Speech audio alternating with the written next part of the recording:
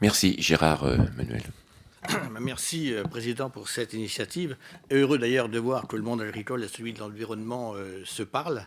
Dire aussi que les producteurs agricoles, et notamment les éleveurs, répondent à un certain nombre de besoins, en particulier les besoins des consommateurs. S'il y a une évolution dans la production, elle vient aussi de la part des consommateurs, dans une alimentation qui, au niveau national, il faut le dire, elle est de qualité, sécurisée, et d'ailleurs très souvent labellisée. Alors concernant plus précisément l'alimentation des animaux, en particulier les bovins, mais aussi l'alimentation dans d'autres espèces, il faut bien un apport de protéines. Je ne vois pas comment on pourrait faire de la viande uniquement avec de la paille, de l'herbe ou du foin.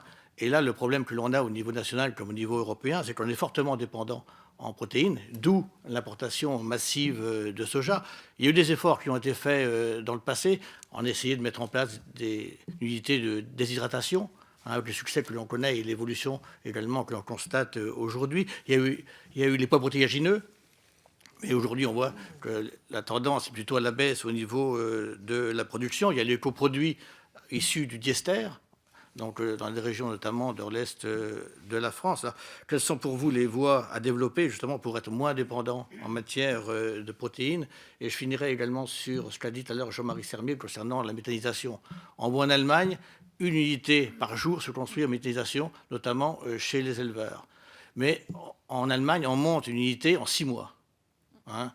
Parce que le parcours, notamment administratif, est très court. En France, il faut 4 ou 5 ans pour mettre sur pied une unité de méthanisation. C'est là le problème, parce qu'on en voit peu se monter aujourd'hui au niveau national.